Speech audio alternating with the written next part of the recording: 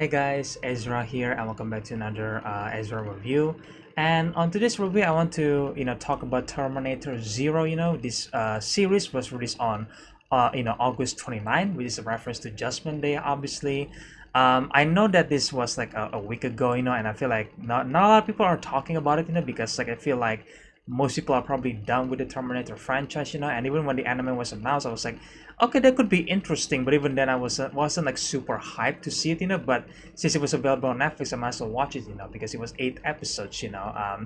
and all I can tell you guys, it is a not bad anime, but it's also not the best because there is some problems with the anime, but there is also some of the best part about the anime at the same time, and I feel like a lot of people are getting I guess like this is like the best of the Terminator sequels, you could say that, because this is like a separated timeline from the first two movie, but at the same time it doesn't mean much because the sequels weren't that good, like I liked Terminator Salvation. I think that was a pretty good sequel, but even then it's like, yeah, it has many flaws, man. And then Genesis and Dark Fate just like, oof, like it's rough, so I feel Terminator Zero definitely nailed the fact that they're not necessarily bringing back all the old characters from the Terminator franchise, and instead are trying to do something new with it, which I really appreciate. I'm really appreciate that they're not trying to just repeat the same old plot point, because here's the thing. The series itself features new characters, like I said before, and it does feature some similar plot elements, that you see in the Terminator movie, but it does get interesting by the time you get to the end, which is sadly the end of the last two episodes, But even then, I still think that these Terminator are a good entry to the franchise, and I definitely wanted to see more, So for the review itself, there will be spoilers, So if you guys haven't watched Terminator Zero, then do not watch this video because I will spoil some part of the series itself, especially the ending because it is rocking hard, So the series itself took place in 1997 Tokyo, where we get the character named Malcolm Lee, where he's developing Kokoro, which is an AI system that was intended to compete with Skynet, and it was the day before Judgment Day. So this entire anime took place in the Judgment Day, which is like, wow, okay, that's really cool, and of course we got other characters itself in it because Lee has three children where they were pursued by the Terminator, and there is a soldier from sent from the year 2022 to protect Malcolm and his children, and pretty much this entire series, Malcolm's character wasn't that interesting until the end, which is pretty sad, But with the kids itself, I feel like they have a purpose to be in this series, I think the daughter characters are pretty interesting, and there is this older brother character, that was named Kenta, Kenta Lee. Actually, also pretty interesting. He's an asshole for the most part, but also pretty interesting character in the end, and of course, the daughter's name is Reika. I think Reika are, I feel like there is something about her character that was interesting because she knows about the Terminator because her dad kept dreaming about them, because Malcolm just keep having this dream and vision about the future, which is like, oh, that's like the mystery about like why is Malcolm having this dream, because kind of like how Sarah Connor in Terminator 2 having a dream about Judgment Day, and the other kid's character is named Hero Lee, which is probably like the most, I would say, I don't know, kind of like useless character in a way, like there are moments with his character where he calls out Kenta, because Kenta, like I said, he's an asshole, to robots and AI, but at the same time, Hero is the least interesting of the Lee kids, essentially, because I think Kanta was most interesting, and Reika was at least has something going on with her characters, and then Hero is just there to be like, I don't know, helping their siblings, I guess, but I was expecting a bit more from him, and the other new character is named Eiko, which is a resistance soldier sent from the year 2022 to protect Malcolm and his three kids from the Terminator, and of course she's also trying to prevent Kokoro from being launched, because he's also the current reason for why Judgment Day is happening, And the last character that I want to talk about is obviously Misaki. Misaki is Malcolm's housekeeper, and there is a mystery to her characters that is pretty interesting. That was going to be revealed in the last two episodes. Which I'm gonna dedicate to that later on in the videos. Because it is pretty interesting. But for now, I think for my general thoughts about the series, I think the way the first six episodes was developed, or I guess like how the story goes, I think it's pretty good, because it starts off in the future where you see Echo fighting a Terminator, and then you get introduced to Malcolm and his kids, the usual stuff, and then the moment where the Terminator fight the kids, and Echo try to protect the kids, it was a well choreographed scenes, I guess, even though there is some moments where the Terminator actually misses its shots, which is like super ridiculous because the character are standing in front of the Terminator and somehow he misses the shot, which is just like, what the hell, man. I guess plot armor, right? But like, it's just super ridiculous. But speaking of the Terminator, I like what they do the Terminator in this series, because it seems like, because the setting is in Japan, is in Tokyo, so gun wasn't exactly a thing, for like the first half of the series, and in Japan itself, it's pretty hard to get a gun. So the Terminator has to improvise by using like a crossbow on his hand, but I feel like that's it. That's all he did, just like a crossbow on his hand. Besides, just like, I really wish that we get to see a Terminator using a samurai sword, in like a katana, to kill its victim. That would be a cool weapon, or like a, I don't know, a shuriken, like a ninja weapon, essentially, from Japan, to kill the target. And I feel like that would be a much more interesting way to see how the Terminator will kill people. But I feel like they dropped the balls by the time the Terminator get to the station. Because again, it's a reference to the first Terminator movie, where we see the Terminator, get to the police station and just like massacre the entire police force, and the same thing happened here, but I feel like when the Terminator get to the police station, it's just like he's just using guns again, so it was like completely defeating the interesting purpose of, like, putting this series, putting the Terminator in Japan, whereas there is not a lot of gun that was available, because this is not America, where there's a bunch of guns that you can find around there, which is what happened in the first movie, and in this one, it was like, it started off interesting by using the Terminator have to improvise, using other weapons from the Japanese culture, but I feel like they're not really using that real well, because it was just like there on, like, I think 1 or 2 episodes, but by the time the Terminator get to the police station, he just uses guns, and then obviously there's a bunch of other guns in the series as well. So it's just like, well, okay, like, you kind of remove like the interesting aspect of the Terminator, how he uses its weapon from the Japanese culture, because that would be interesting, but they drop the balls there, And speaking of the again, since we are on the Terminator here, I have to rant for a moment, guys, because here's the thing. The T800, the way they handle them in the sequels, are not that great, except for T2, because it does make you emotional for the Terminator in the end there,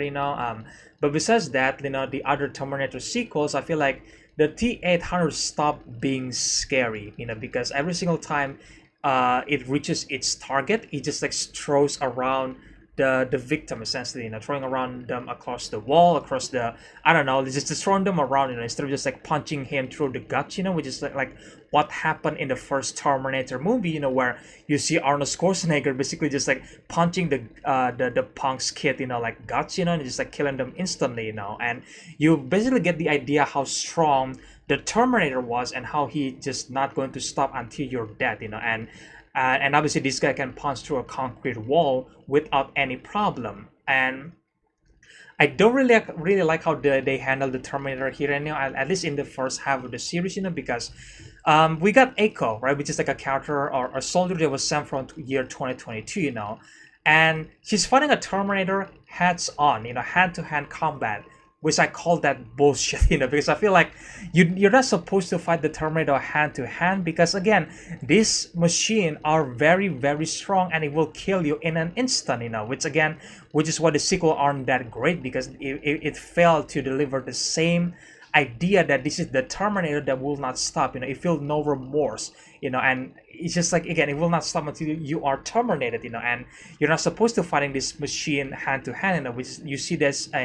in Michael Bean's character Kai Reese from the first movie, that he is fighting the Terminator using a shotgun, using basically on a distance, like he's not finding the Terminator hats on, and I feel like what happens in this series, Eiko are actually finding the Terminator has on, hand-to-hand combat, and somehow she's completely fine against the Terminator. It's so stupid, and there is a moment where the Terminator are chasing a bunch of kids, on Malcolm's kids, on an abandoned mall, and Eiko is trying to fight the Terminator, and then there is something incredibly stupid happens. There is two things, where Eiko tried to tackle the Terminator, right? And then the Terminator, I think he hits her in the back a couple of times, exactly in the you could say in the spines, right? And somehow Eiko is completely fine by that attack. Like, how? This is a Terminator. You see how strong these things were, like they can punch through a concrete wall, and I'm pretty sure if they punch you in the head, you would die. Just one punch in the chest, then yeah, I think you might die, because it would just go through your chest because how strong this Terminator was. And somehow Eiko was able to withstand a couple of times where the Terminator hits her in the back. Again, guys, not just once, but a couple of times. Like, yes, she gets hurt, but like she's still standing straight. She's completely fine. It's just, oh, my back is hurting, and then she's completely fine. And I'm just like so confused. Like, what is happening here? Like, this is the Terminator, and somehow it doesn't broke her back. Like he punches her a couple of times in the back, and somehow she's completely fine. Okay, and there are stupid things that happen. Is that, well, she manages to push the Terminator with ease, and drop the Terminator down to the elevators, and it was just like, how could she do that? I feel like the series trying to explain that, oh, the Terminator's leg are malfunctioning, so that's why she's able to push the Terminator with ease, but I'm just like, well, if one legs are malfunctioning, the other leg are fine, and the hands are clearly fine, the other system of the Terminator are fine, right? I don't think because like the leg are fucked up, then that just automatically mean that, oh, the Terminator are losing its strength, because I don't think that's how it works, but somehow Eiko was able to push the Terminator with ease, like it was nothing. And I'm just like, what the hell was that? This is the Terminator. I don't think that it was that easy to push it around like that, it was so bullshit in my opinion, and then the funny thing is, when the Terminator reached the police station, one of the police captain tried to tackle down the Terminator, like with full force, right? Like she's trying to tackle the Terminator down, and then the Terminator actually acting like a killing machine, where the Terminator actually doesn't get affected by the attack, and the captain just like just basically the Terminator doesn't even move, when the captain are trying to tackle down him, and it was like, okay, well that works, he suddenly became the Terminator. But when he was facing Eiko, he is just not the Terminator. He was so easily pushed around, and it's just like, what the hell was that, and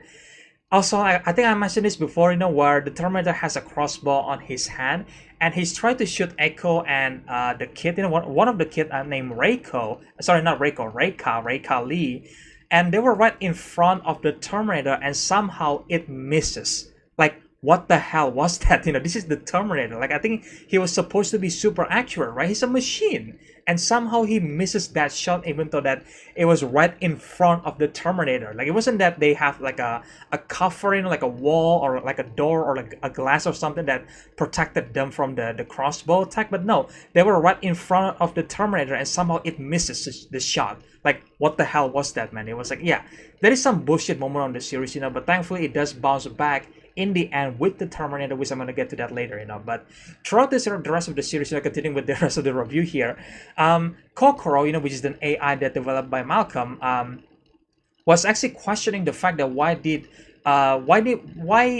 we need to save humanity, like give us a good reason why we need to save humanity, and the whole series just pretty much become a conversation between Malcolm and Kokoro, and Malcolm tried to convince Kokoro that, hey, you need to save humanity, but Kokoro obviously being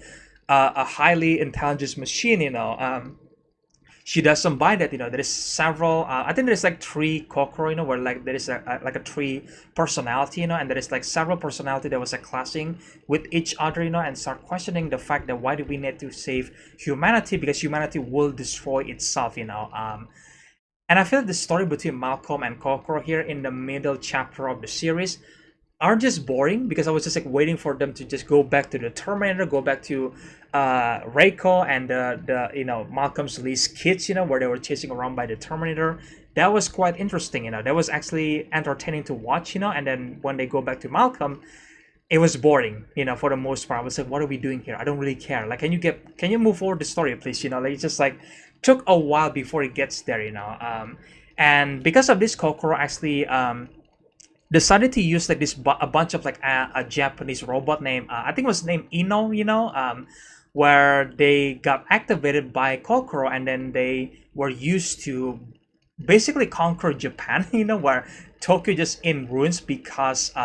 Kokoro are just like, again, like super against humanity, and I guess trying to enslave humanity using these Inno's robots throughout the cities, because they've been mass producing these robots,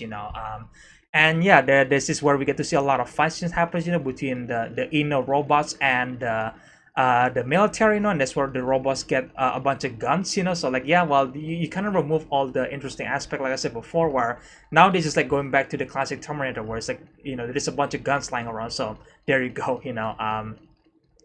but yeah, I think that part was pretty, I guess it's pretty entertaining to see the characters are trying to avoid a bunch of killer robots, and then we get to see the Terminator basically trying to survive against the Inno robots at the same time, but I feel like they cut away from the fight scene that could have been cool, I want to see the Terminator try to kill a bunch of these robots. That would be really, really cool, but it does show that the Terminator are clever enough to use one of the Inno robots and try to use their scanners, I guess, their identity, so they can, so the Terminator can blend in with the rest of the robots, and I think that's okay. That's pretty smart. I like that, but throughout the series, the Terminator are basically just like appearing here and there, it doesn't really become an important character until the end, and it's just like, yeah, that was kind of sucks, I wish there is more scenes with the Terminator, because I think it starts strong with the bridge action sequence, with with Eiko and the Terminator, and there's also the police station scenes, and there's even a reference to T-1000, where the Terminator are trying to dress up as the as the T-1000 essentially, there's a nice reference there, so that's good. But I feel like after that, the Terminator just like appearing here and there to just kind of like reminding the audience that, hey, I'm still here, so it's like, okay. But there are characters, I guess, Misaki's character, I think Misaki's character, the mystery with her character are actually really interesting, because like throughout the series that it was revealed that she's actually a robot, and yeah, I think the dynamic between Misaki and Kenta here are pretty interesting, because Kenta only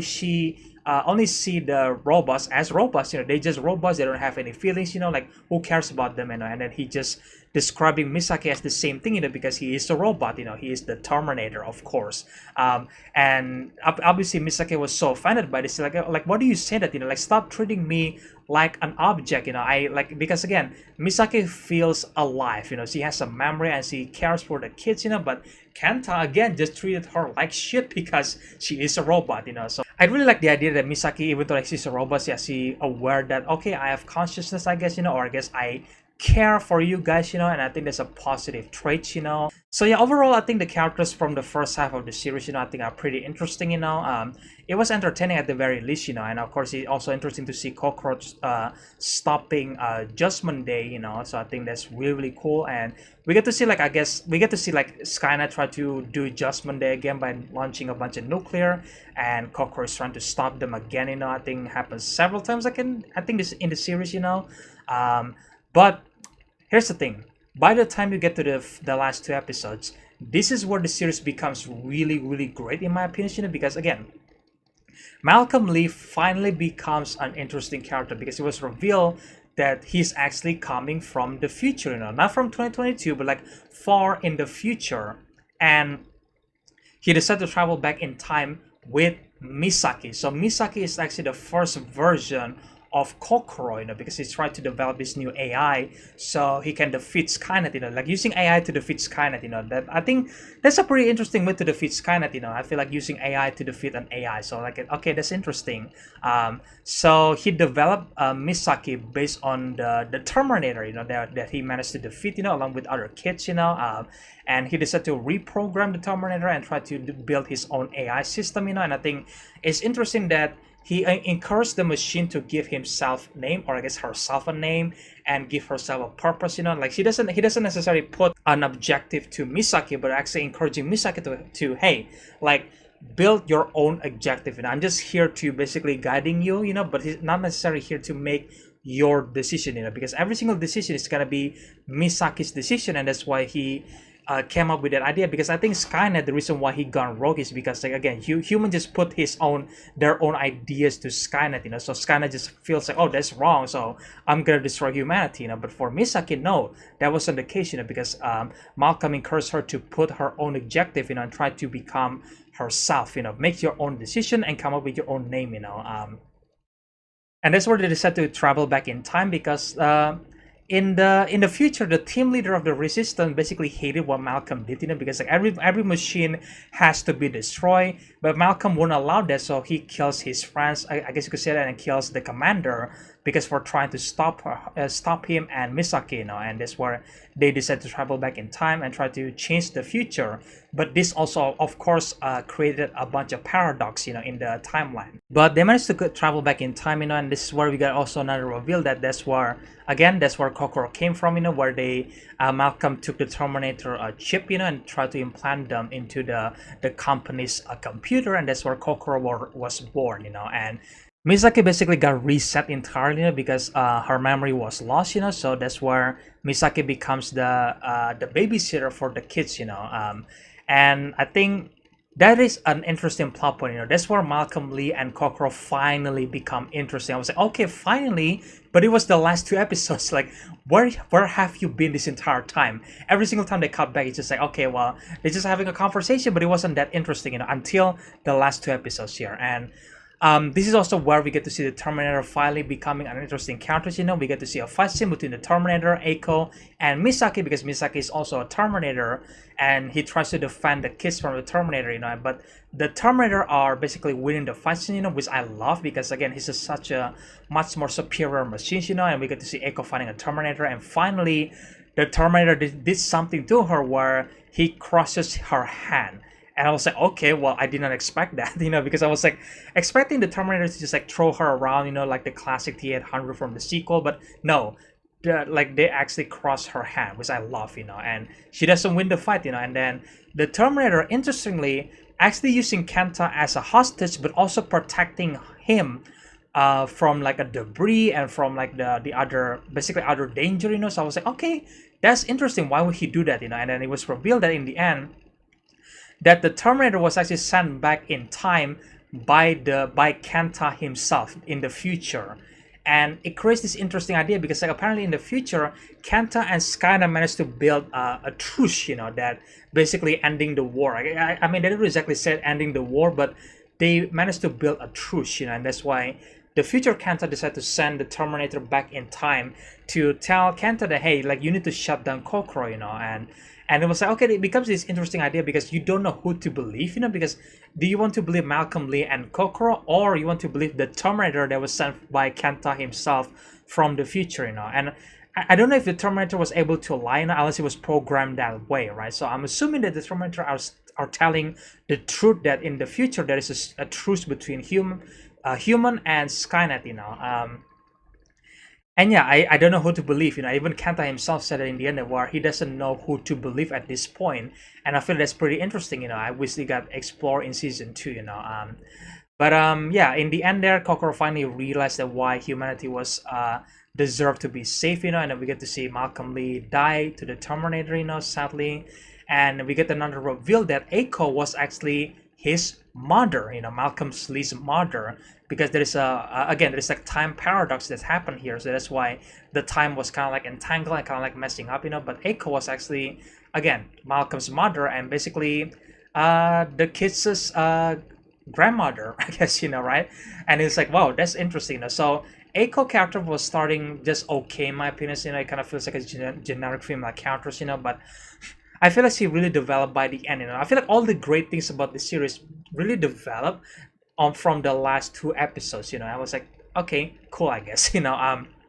but yeah, so Eiko basically find another purpose in her life, because so far she was there to being a soldier and try to protect Malcolm, try to stop Kokoro, and that's it, try to stop Judgment Day. But now she gets another purpose in her life where she actually now protecting her grandkids, and it's like, okay, that's interesting. I like this. I like that a lot, So, hi, future Ezra here. Just wanted to add something here. In the end of the series, we did get to see Kokoro basically getting the Terminator's hat, So I am wondering if Kokoro actually going to build a Terminator's army, because like, again, Kokoro was actually an advanced AI, that was based on a Terminator. So I am curious now to see she got the Terminator technology, the 800 technology. Does that mean she will build a Terminator army? That would be interesting, because I think on season 2 we're going to see Skynet and Kokoro going to war at each other, even though that, yes, Kokoro kills a lot of people in Japan already, maybe outside of Japan, we don't exactly know. But yeah, obviously Kokoro did some damage, but at the same time, she did change her heart, so I am wondering if we're going to see a Terminator battle between Skynet and Kokoro here, because I don't know if Skynet already built like a Terminator in their in their hardware, like there's gonna be, I don't know if they have received any data about the Terminator yet, because I think this is like still the beginning stage for Skynet, so I don't think they already plan to build a Terminator, because that comes later in the future, in the Judgment Day, after several years after the nuclear fallout, but who knows, maybe history changed, because we have no idea what Skynet has been doing, because so far Skynet has been a background characters, and Kokoro are the main star in this show,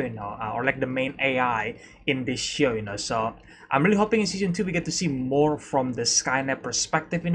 because going back to the Terminator and Kenta, I don't think the Terminator are lying, by telling Kenta that he manages to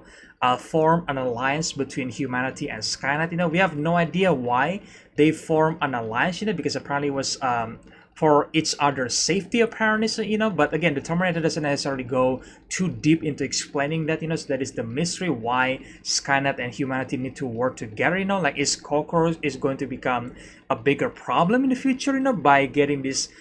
Terminator technology this early on, maybe, because again, we don't know what's going to happen, and I think season 2 are going to be much more interesting if they manage to nail the pacing in it, because I don't want season 2 to just start like, I don't know, like with a bunch of filler and basically just a plot point that could be entertaining but not exactly super engaging, and then until the very end where it become engaging again, because I feel like Terminator Zero, in my opinion, doesn't need to be a series. This could have been a movie, in my opinion. They could cut several parts out of the series and try to make them into like a maybe like a 2.5 hour movie, or maybe just a 2 hour movie, Like, I feel like there's a way for them to like trim down several segments and try to make everything super cohesive, and then basically get into the meaty part of the story, and basically are getting to the part that was super engaging, in my opinion. I feel like they should have done that, but well, we got the anime series, so season 2 is gonna be coming in the future, hopefully, but who knows, but yeah, anyway, back to you, past Ezra. But it ends strongly in the end, so I think that's good, so hopefully there's a season 2 that can actually be more interesting from the very beginning, not just like the end, but yeah, I think for a first season, I think it's a good setup for the characters, I'm definitely interested to see where it's going, because there is several mysteries, like about who is Malcolm's Lee's father. Apparently there's becoming a mystery there, like which one is telling the truth here. Should we believe Malcolm Lee and Kokoro, or we should believe the Terminator, because there is these two sides here, and Kanta is going to make that choice in season 2, if there's gonna be season 2, and there is this other character named the Prophet, to this was until the last episode we have no idea who this Prophet character is, because I think the Prophet knows every single thing about the timeline, and similarly know from the very beginning that, oh, we must send Echo back through time because Echo was the mother of Malcolm Lee and the grandma of his kids, similarly the Prophet knows that, and that's why she sends Reiko back to the past, to protect Malcolm, like she could just send anybody in her team, but she didn't do that. She sends Eiko, so like she clearly knows something, and even Eiko was like questioning that, hey, who are you, but the series never give us any answer about that, so I am interested to see that in season 2, you know. So again, there is two sides between Kokoro and Skynet. Which ones to believe, you know, we don't know yet, you know, because Kokoro could be betraying us in the end, in the future. Who knows, right? And of course, we get to see, I guess, the father of Malcolm Lee. There's gonna be a big reveal apparently in season 2, I guess, you know, because they build that up, you know, like, who is your father? And then Malcolm was like, you'll see, you know. So it's like, okay, that's gonna happen in season 2. And of course, the prophet character, we don't know who she was yet, you know. So I'm glad that there is several unanswered questions, you know, but for the most part, you get the good chunk of the answer between Malcolm and Kokoro, you know. So that's great, you know. So yeah, I think Terminator Zero is the best that had ever came out, you know, from the Terminator sequels, you know. But again, that's not saying much because the sequel weren't that great, you know. So I understand that this series is not perfect and it's not for everyone, you know. And I feel like everybody are already maybe are getting bored by the time you get to the middle chapter of the series, you know, because there's a lot of like kind of feels like a filler, you know, but at the same time it does bounce back in the last 2 episodes, you know, so you wouldn't want to miss that, you know. So yeah, I don't know. I think at the end of the day, I still like the series. You know, it's not perfect. You know, there is some problems here and there, but I feel like for the most part, it does things well and it does execute the characters well by the end. You know, so yeah, I think it's a good Terminator series. You know, so I'm hopefully I wanted to see season 2 in the future because I am interested by the time in the end there to see where the characters are going to go in the future. You know, so yeah, guys, that's my review for Terminator Zero, guys. You know, let me know in the comment section below. What do you guys think about this anime series? You know, do you guys actually like it or do you guys hate it? You know, let me know your problems and what do you guys like about the series in the comment section below, guys. You know, and if you guys enjoyed this you know, this review, then make sure guys, you know, terminate the subscribe and like button, guys. You know, and share the videos to some stuff. You know, stay tuned for more videos in the future. And again, I hope you guys enjoy this review, and I'll see you guys in the next one. Then, bye.